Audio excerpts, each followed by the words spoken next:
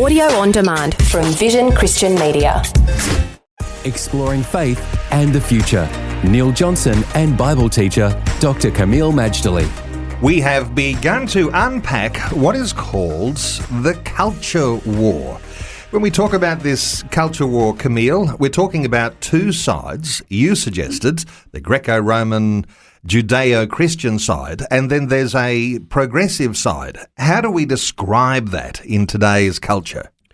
All right, I'll do my best, but I start off, Neil, with this conviction.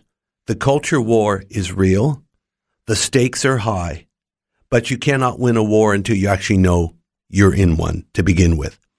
So the two sides. One is the conservative side, which wants to preserve the best of Greco-Roman, Judeo-Christian values and ethics. In other words, Western civilization. That's what the West is defined by. And by the way, the West is not just America and Europe. It does include Canada, Australia, New Zealand, South Africa. Any and all places that imbibe these values would be the West. The other side are called the secular progressives.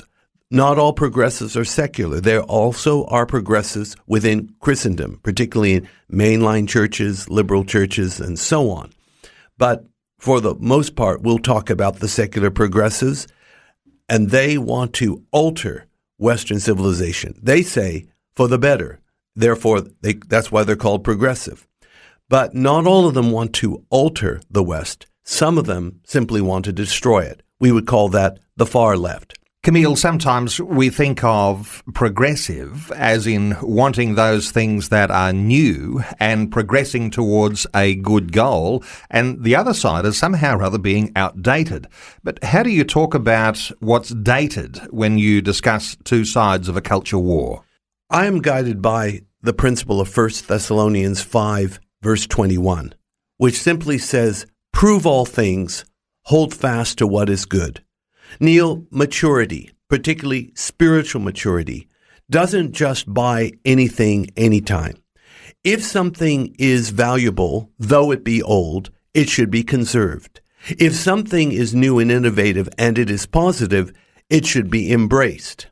We don't hold on to old things simply because of tradition, and we shouldn't just embrace new things because they are new.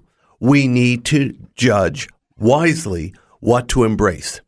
Progressivism can be well-intentioned. They want a more equal, more tolerant, more progressive or society making progress. But the way it is interpreted can be highly, highly problematic, especially because it's based on a foundation that human nature is good. Now, we know from a biblical view that human nature can be both good and bad. Good because we're made in the image of God, bad because we are prone to sin. But when you build a whole system of politics and government based on the premise that people are good, you are in serious, serious trouble. And that has been proven again and again with Nazism, communism, fascism, all these based on the premise that people are only good. So, Kameel, as a Christian, what you're saying is we've got a real contribution to make to the debate that goes on in this culture war. We have an enormously important role to play.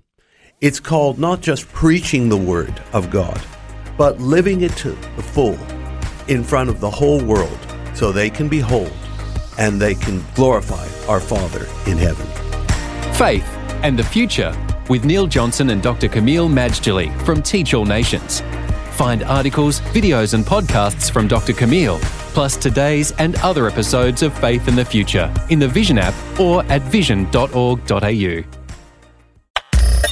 Thanks for taking time to listen to this audio on demand from Vision Christian Media. To find out more about us, go to vision.org.au.